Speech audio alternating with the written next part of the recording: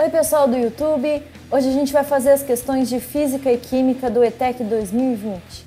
Mas antes eu vou pedir para vocês se inscreverem no nosso canal, curtirem e compartilharem o vídeo. No estudo de substâncias puras e misturas, a professora apresentou 2 sistemas a seus alunos, conforme representado nas figuras. Ela solicitou que analisassem e fizessem 2 afirmações sobre cada sistema. Nas alternativas encontram-se algumas das afirmações feitas pelos alunos. Analise-as e assinale a alternativa que apresenta apenas a afirmação correta sobre um dos sistemas representados. Bom, pessoal, a gente tem aqui então o sistema 1 e o sistema 2, tá? Então vamos ler as alternativas e a gente vai avaliando juntos, tá bom? Então, letra A, no sistema 1, temos 2 substâncias simples. Pessoal, o que é uma substância simples? É uma substância composta por apenas um elemento, por exemplo, O2, tá bom? O2 é uma substância simples, porque é composta somente por oxigênio, tá? Então aqui a gente tem o elemento representado pela cor cinza escuro e aqui o elemento representado pela cor cinza claro, tá bom? Isso tá mostrando pra gente que são 2 substâncias simples, tá bom? As bolinhas são do mesmo tamanho e da mesma cor ligadas entre si, tá bom? Então a gente tem uma substância simples, 2 substâncias simples, ok? Então essa é verdadeira. Então a gente já achou a resposta, mas vamos ver as outras, né? Por que as outras são falsas? Então, letra B, o sistema 1 é uma substância pura. Pessoal, substância pura é que tem só um tipo de substância, tá? Esse daqui tem 2 tipos, a gente acabou de ver que são 2 substâncias simples, portanto não é uma substância pura, falso. Letra C, no sistema 1 temos 5 componentes. Pessoal, nós temos 2 componentes, esse componente que é a bolinha cinza escuro e esse componente que é a bolinha cinza claro, tá bom? Nós não temos 5 componentes, nós temos 2 componentes. O sistema 2 é uma mistura. Pessoal, o sistema 2 tem uma substância só, tá bom? Essa daqui é a mesma substância que essa daqui, tá? A gente tem uma substância e não 2, então não pode ser uma mistura, tá bom? Mistura tem que ser 2 ou mais substâncias. No sistema 2, temos 2 componentes. Não, pessoal, a gente tem um só esse daqui, ó, tá? Então, também é falsas. 3 aqui são falsas, ok? Então, a nossa resposta é letra A. Com a promessa de tornar economicamente mais viáveis os voos espaciais, uma empresa demonstrou ser capaz de fazer retornarem os propulsores de seu foguete. A recuperação desses propulsores possibilita que eles sejam reparados para serem reutilizados em novos lançamentos. Após terem cumprido sua função, os propulsores do foguete se desprendem, caindo aceleradamente em direção ao planeta. Ao se aproximarem da superfície, retropropulsores são acionados, imprimindo uma força vertical e para cima de intensidade 1, que a do peso dos propulsores, diminuindo contínua e drasticamente a velocidade de queda até próximo ao toque no solo. Nesse momento, os propulsores imprimem uma força vertical e para cima de intensidade 2, a do peso dos propulsores, o que os mantém pairando sem velocidade, enquanto os computadores avaliam a telemetria para finalmente diminuírem até 0 a retropropulsão. Assinale a alternativa que completa correta e, respectivamente, as lacunas da frase. Bom, pessoal, a gente tem então aqui o número 1 e aqui o número 2, tá? E aqui nas alternativas a gente tem as palavras para encaixar aqui. Então vamos analisar o texto, ó. Ele fala aqui, ao se aproximarem da superfície, retropropulsores são acionados, imprimindo uma força vertical e para cima de intensidade o quê? Maior ou menor que a do peso dos propulsores? Bom, pessoal, o que acontece?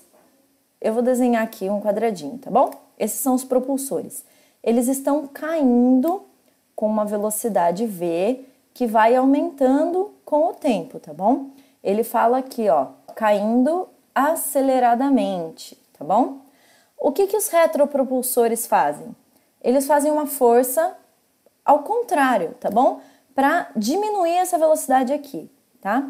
Então, para que essa velocidade diminua, a força que os retropropulsores fazem tem que ser maior que o peso. O que faz o propulsor cair é o peso dele, tá bom? Então, para ele desacelerar, a força que os retropropulsores fazem tem que ser maior que o peso, tá bom? Porque aí a nossa resultante fica para cima e desacelera o corpo. Então, a palavra que vai no lugar do número 1 é maior, portanto, D e E estão fora. Agora vamos analisar o 2. Nesse momento, né, no momento em que ele chega próximo ao chão, nesse momento, os retropropulsores imprimem uma força vertical e para cima de intensidade tananã, a do peso dos propulsores, o que os mantém pairando sem velocidade. O que significa que eles estão pairando sem velocidade? Significa que a força peso e a força do retropropulsor são iguais, ok? Ele está em equilíbrio, tá? Então, é igual, de intensidade igual a do peso dos propulsores, ok? Então, a nossa resposta é letra B. Leia o texto para responder as questões 11 e 12. John Goodenough, Stanley Whittingham e Akira Yoshino são os vencedores do Prêmio Nobel 2019 de Química pelo desenvolvimento de baterias de íon de lítio. Atualmente, celulares, notebooks e carros elétricos saem de fábrica com esse tipo de bateria. Com essa descoberta, é possível armazenar uma grande quantidade de energia em baterias pequenas e leves. Se fôssemos utilizar outros tipos de bateria, como por exemplo bateria de hidreto de níquel ou bateria de níquel-cádmio, para armazenarmos a mesma quantidade de energia, teríamos baterias com o tamanho e massa 2 ou até mesmo 3 vezes maiores que as baterias de íon de lítio. Outra vantagem desse tipo de bateria é o fato de não possuírem o efeito memória, conhecido popularmente como o vício da bateria. Devido a essa característica que facilita a vida do usuário, ela não requer tanta atenção nos processos de carga e descarga. Contudo, com todos os avanços, as baterias continuam extremamente sensíveis à temperatura. Quando expostas ao calor, podem perder parte de sua capacidade total e se decompor mais rápido que o normal. Bom, pessoal, vamos para a questão 11. De acordo com o texto, é correto afirmar que A. Os carros elétricos fabricados atualmente usam baterias do tipo níquel-cádmio. Pessoal, no texto ele está falando que os carros elétricos já saem de fábrica com a bateria de íons de lítio, tá? Então, isso aqui está errado, é íons de lítio, essa é falsa. Na letra B, as baterias de íons de lítio são maiores e mais pesadas que as baterias de hidreto de níquel. Pelo contrário, pessoal, ele fala que tanto as baterias de hidreto de níquel quanto as de níquel-cádmio, se tivessem capacidade de armazenamento igual às de íon de lítio, elas seriam de 2 a 3 vezes maiores, tá bom? Então, a de íons de lítio é mais leve, ele deixa claro isso no texto, tá? Então, essa é falsa também. Letra C, as baterias de lítio apresentam efeito memória e por isso devemos recarregá-las por completo. Pessoal, ele fala exatamente o contrário no texto, tá bom? Elas não apresentam o efeito memória, tá? Por isso que fica mais fácil da gente recarregar, porque não precisa esperar carregar completamente para tirar da tomada, que elas não vão viciar, tá bom? Então, isso aqui é falso também. D. Aparelhos eletrônicos fabricados atualmente usam baterias menores e mais leves, as quais não requerem tanta preocupação com sua carga e descarga. Perfeito! É o que ele está falando lá no texto, pessoal. Os aparelhos eletrônicos são fabricados com baterias menores e mais leves, que são as de íons de lítio, e não requerem preocupação com sua carga e descarga porque não possuem o efeito memória. Ok, perfeito. Na letra E, as baterias atuais podem ficar expostas a altas temperaturas sem perderem sua capacidade de recarga e nem sofrerem decomposição. Pessoal, ele fala exatamente o contrário, né? Ele fala que não podem ficar expostas a altas temperaturas porque perdem a sua capacidade de recarga e podem sofrer decomposição mais rapidamente, tá? Então, essa é falsa também. A nossa resposta é letra D. Questão 12. Os íons de lítio usados em baterias são provenientes de compostos iônicos. Um exemplo de composto iônico é o sal cloreto de sódio, no qual átomos de sódio se ligam a átomos de cloro por meio de ligação iônica, na razão de 1:1, como todos os cloretos de metais alcalinos. Sabendo que o lítio também é um metal alcalino, podemos afirmar que os átomos de lítio se ligam a átomos de cloro, formando o composto cloreto de lítio, representado corretamente por... Pessoal, cloreto de sódio é o nosso muito conhecido sal de cozinha, né? Todo mundo sabe como que escreve cloreto de sódio, NaCl, certo? Ele ainda dá várias dicas aqui pra gente, tá? Ele fala que é na razão de 1:1, ou seja, 1 Na para 1 Cl. Ele fala que todos os cloretos de metais alcalinos se ligam dessa forma. E ele fala ainda que o lítio é um metal alcalino. Logo, ele vai se ligar da mesma forma que o cloreto de sódio. Então, a gente vai ter LiCl, resposta letra E. Leia o texto para responder as questões 14 e 15. A imagem mostra o satélite brasileiro CBERS-4, utilizado para monitoramento do nosso território e para desenvolvimento científico. Como a maioria dos objetos colocados no espaço, o CBERS-4 é completamente envolvido por uma manta térmica protetora, isolamento de múltiplas camadas, ou a sigla em inglês MLI. Esse material tem como função diminuir o fluxo de calor, que pode ser um grande problema para objetos colocados em órbita, uma vez que facilmente eles podem ser submetidos a temperaturas maiores que 100 graus Celsius e menores que menos 100 graus Celsius. Questão 14. No CBERS-4, com respeito à absorção de energia térmica proveniente do Sol, o revestimento térmico feito com o MLI tem como função inibir a absorção de energia apenas por 1, tendo em vista que no espaço não existe ou é muito rarefeita a presença de matéria, que poderia auxiliar no processo de troca de calor por 2, com transferência do calor de partícula para partícula, ou mesmo por 3, em que porções de matéria aquecida trocam de posição com porções de matéria contendo menos calor. Assinale a alternativa que completa correta e respectivamente as lacunas da frase. Bom, pessoal, vamos ver então aqui. Ele quer saber, basicamente, o que é irradiação, condução e convecção, tá bom? Então, vamos ver onde que essas palavras se encaixam melhor no texto, tá? Então, ele fala aqui, ó, que o revestimento térmico tem como função inibir a absorção de energia apenas por o quê? Irradiação, condução, convecção. Vamos continuar o texto. Tendo em vista que no espaço não existe ou é muito rarefeita a presença de matéria. Qual é a única forma de condução de calor, né, que não é por matéria, né? Então, é a irradiação. A irradiação é a condução de calor por ondas eletromagnéticas que não precisam de matéria para serem conduzidas. Então, nosso número 1 aqui é irradiação. Portanto, as outras 3 letras, A, B e C, estão fora já. Continuando aqui, ele fala que não tem ou é muito rarefeita a presença de matéria que poderia auxiliar no processo de troca de calor por... Bom, pessoal, qual é a mais famosa troca de calor através da matéria, né? E ele ainda completa, com a transferência do calor de partícula para partícula. Pessoal, isso é condução. Então, a gente já tem a nossa resposta, né? Letra D, porque a letra E também está fora. Mas vamos continuar e ver qual a definição de convecção, tá? Que é o número 3. Ou mesmo por convecção, em que porções de matéria aquecida trocam de posição com porções de matéria contendo menos calor. Pessoal, o que acontece? O que está mais aquecido sobe e o que está menos aquecido desce.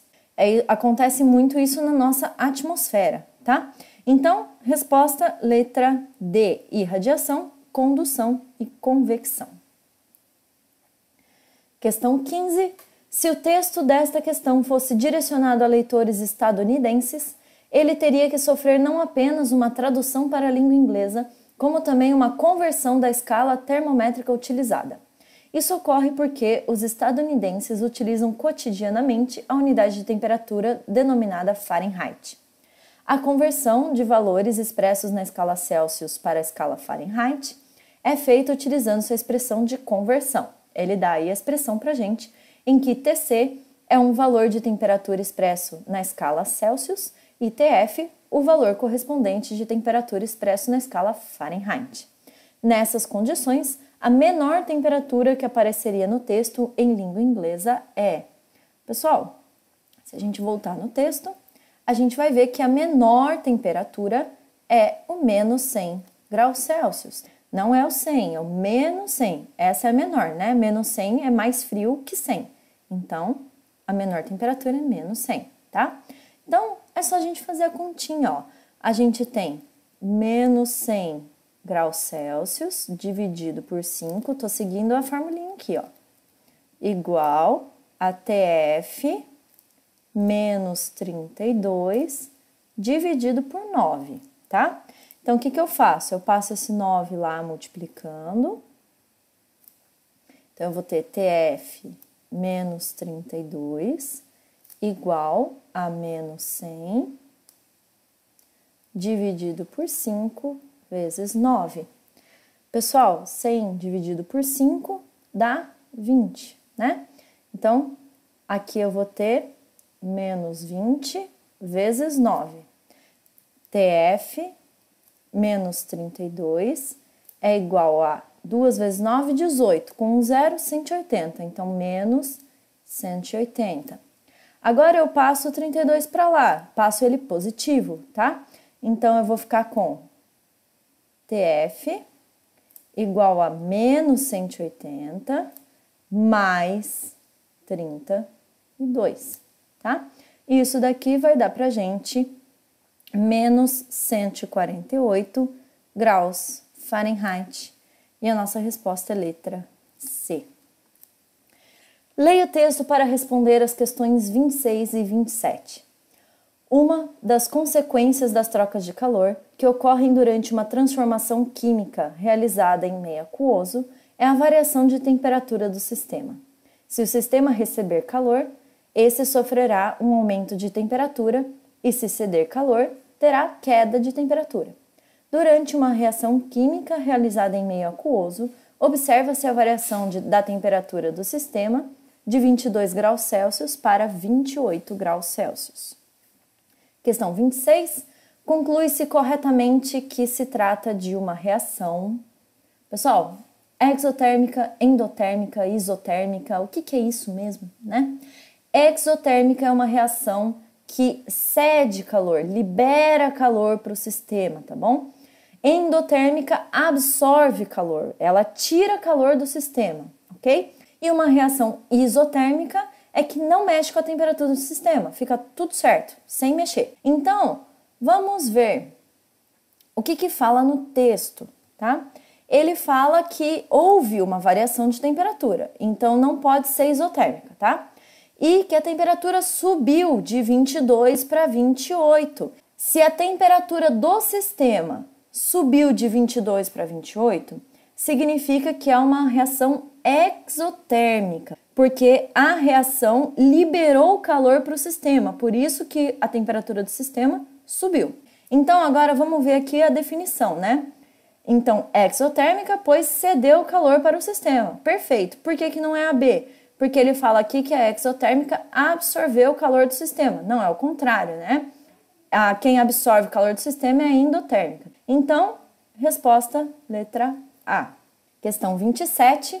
É possível calcular a quantidade de calor trocada em um sistema por meio da relação matemática Q igual a mc delta T. Essa relação é conhecida como a equação fundamental da calorimetria e mostra que o calor trocado Q depende da massa m, do calor específico C e da variação de temperatura do corpo ΔT. Sabendo que a massa da solução referida no texto é 100 gramas e considerando o calor específico como 1 caloria por grama grau Celsius, a quantidade de calor trocada nesse processo é... Bom, pessoal, agora é só fazer a continha, né? Então, a gente tem aqui Q igual a M C ΔT, que é a relação que ele deu aqui, certo?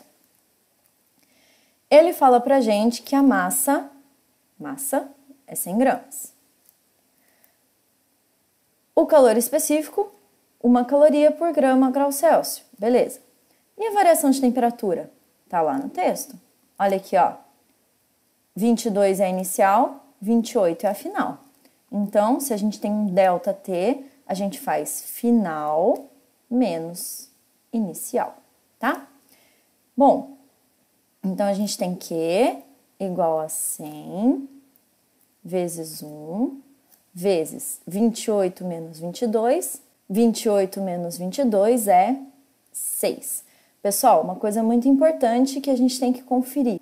Aqui ele está falando em 100 gramas caloria por grama. E a temperatura também está em graus Celsius. Então, as nossas unidades estão todas compatíveis. Então, aqui o nosso Q vai ser igual a 100 vezes 6 vezes 1, que é 600 calorias, porque o nosso calor específico está em caloria por grama grau Celsius, então a nossa energia vai ser em calorias, letra B. Leia o texto para responder as questões 36 e 37. Em suas últimas viagens, o programa Apollo levou um veículo capaz de mover-se sobre a superfície lunar com uma velocidade máxima de 13 km por hora. As baterias desse veículo permitiam uma autonomia para 92 km. O veículo era muito leve.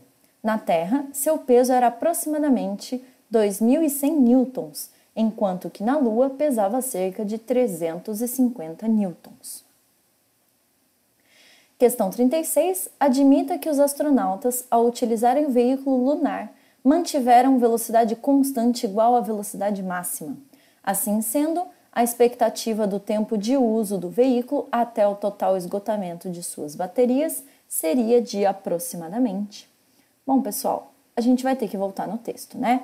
Então, ele fala aqui que a velocidade máxima do veículo é 13 km por hora e que a sua autonomia é de 92 km, tá bom? Então, a gente tem o seguinte aqui, ó. Ele consegue andar 13 km em 1 hora. 92 quilômetros, quanto tempo ele vai demorar para andar? Então, a gente quer saber o T, né? 13 vezes T é igual a 92 vezes 1, que é 92 mesmo. Agora, eu só passo o 13 dividindo, né? Então, fica 92 dividido por 13. E isso vai dar pra gente aproximadamente 7 horas. Então, pessoal, se ele consegue andar 92 quilômetros na velocidade máxima, isso significa que ele vai andar por 7 horas, tá bom? Então, a nossa resposta é letra D. Questão 37. A força gravitacional, quando nos referimos a objetos próximos à superfície de corpos celestes, recebe o nome de força-peso. A força-peso é calculada pelo produto da massa do objeto, cujo peso se deseja conhecer, pelo valor da aceleração da gravidade do local em que esse objeto se encontra. Considerando que o valor da aceleração da gravidade no planeta Terra seja 10 metros por segundo ao quadrado, o valor da aceleração da gravidade na Lua corresponde a... Primeiro, vamos entender o que é força-peso, né? Ele fala aqui que ela é calculada pelo produto da massa do objeto pela aceleração da gravidade do local, tá? Então, o peso do veículo na Terra é igual à massa dele vezes a gravidade da Terra, tá? A massa é sempre igual. É igual em todos os lugares, tá? O veículo não perdeu peça, não foi acrescentado nada nele, então a massa não muda, tá bom? O que muda é a gravidade, por isso que o peso vai mudar, tá? Então, aqui o peso na Lua é igual a massa vezes a gravidade na Lua. Bom, ele quer uma relação entre a gravidade da Terra e a gravidade da Lua, tá? Então, eu vou fazer assim, ó. P da Lua sobre o P da Terra. Isso é igual a M G da Lua sobre mg da Terra, tá? Agora, eu posso cortar a massa, porque a massa é igual, ok? Então, eu vou ter peso na Lua sobre peso na Terra igual a gravidade na Lua sobre gravidade na Terra. Eu tenho 3 valores, né? Eu tenho o peso na Lua, o peso na Terra e a gravidade na Terra. Eu só preciso descobrir a gravidade na Lua, ok? Então, vamos voltar lá no texto para a gente ver os valores. Ó, ele fala o seguinte, que o peso na Terra é 2.100 newtons e que o peso na Lua é 350 newtons, tá? Então, aqui a gente vai substituir o peso na Lua, que é 350 newtons, dividido pelo peso na Terra, que é 2.100 newtons. Isso é igual à gravidade da Lua, dividido pela gravidade da Terra, que ele fala que é 10 metros por segundo ao quadrado, tá bom? Então, 10 aqui, tá? Agora, o que eu vou fazer? Eu vou passar esse 10 aqui multiplicando para o outro lado e vou isolar o GL, que é o que eu estou buscando, tá? Então, GL igual a 350 dividido por 2.100 vezes 10. Pessoal, aqui eu posso cancelar alguns zeros, né? Então, esse zero com esse zero aqui, esse zero com esse zero aqui. Tá. Aqui ficou 1, né? Então, aqui a gente divide por 7, fica 3. E aqui a gente divide por 7 e fica 5, tá bom? Então, GL é igual a 5 terços, tá? Agora, a gente precisa descobrir qual é a relação entre GL e GT, tá? Então, aqui, ó, GL é 5 terços, dividido por GT. Quando a gente divide aqui, né, a gente pode inverter a fração. Então, fica 5 terços vezes 1 sobre 10, tá? Aqui a gente pode cancelar o 5 com o 10, aqui fica 2. Então, 2 vezes 3 é 6. Portanto, GL é 1/6 de GT. Ó, aqui, ó, GL, o GT passa para lá multiplicando, né? Então, fica 1/6 de GT, tá? Portanto, a nossa resposta é letra E, sexta parte do valor da aceleração da gravidade da Terra, ok? Leia o texto para responder as questões 40 e 41. O soro fisiológico é uma solução utilizada para diversos fins, dentre os quais limpar olhos e nariz, lavar queimaduras e feridas, hidratações e nebulizações. É uma solução de cloreto de sódio de concentração 0,9% entre massa e volume, massa dividido por volume. Essa concentração corresponde à razão entre a massa de cloreto de sódio em gramas e o volume de 100 ml da solução. Questão 40. Um paciente desidratado em que é administrado 500 ml de soro na veia receberá uma massa de sal correspondente a... Pessoal, é o seguinte, a gente tem lá no texto falando a concentração. Então, 0,9%. O que significa essa concentração? Significa que a gente tem 0,9 gramas de sal em 100 ml de solução, tá bom? Ele quer saber qual que é a massa de sal correspondente a 500 ml de solução, tá bom? Então, aqui é a massa que a gente está procurando. Então, eu vou ficar aqui, ó, 100 vezes M igual a 0,9 vezes 500. Aqui eu passo o 100 dividindo, né? Porque eu quero isolar o M, que é o que eu estou procurando. Então, 0,9 vezes 500 dividido por 100. Aqui eu posso cancelar esses dois zeros aqui, cancelo esses dois zeros aqui, e eu vou ter 5 vezes 9, 45. Só que eu tenho uma vírgula aqui, tá? Então, vai ficar 4,5 gramas de sal. Portanto, nossa resposta é letra B. Questão 41. A nomenclatura dos sais é derivada da nomenclatura do respectivo ácido de origem. Por exemplo, o sal usado no soro fisiológico, cloreto de sódio, é derivado do ácido clorídrico e pode ser obtido por meio da reação de neutralização. Então, a gente tem aí o ácido clorídrico mais hidróxido de sódio, resultando no cloreto de sódio mais água. Desse modo, o sal derivado do ácido sulfídrico, na reação de neutralização total com o hidróxido de cálcio, será. Bom, pessoal, primeiro vamos entender qual a formação do nome cloreto de sódio, né? Então, olha aqui, ó, o sódio veio da base, tá bom? Então, é hidróxido de sódio. Então, vai ser alguma coisa de sódio, tá? E o cloreto? O cloreto veio da transformação do hídrico, tá bom? Então, sempre que o ácido é hídrico, como no caso clorídrico, o nosso sal vai ser eto, no caso cloreto, tá bom? Então, aqui a gente tem um ácido sulfídrico, tá? Então, a gente vai ter um sulfeto.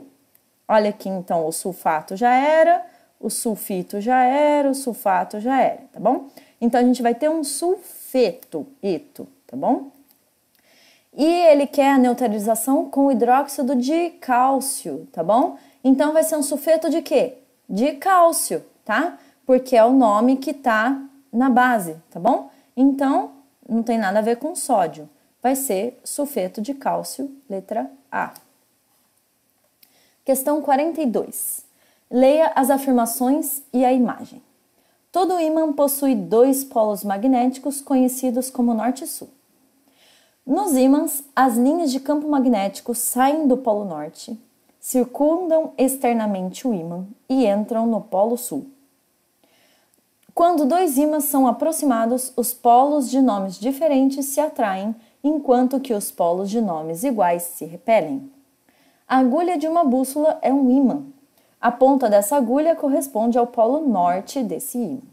O interior do planeta Terra pode ser comparado a um grande ímã, mantendo um forte campo magnético em torno do planeta. O polo norte geográfico se encontra no hemisfério do planeta que abriga o polo sul magnético. Do mesmo modo, o polo sul geográfico se encontra no hemisfério do planeta que abriga o polo norte magnético.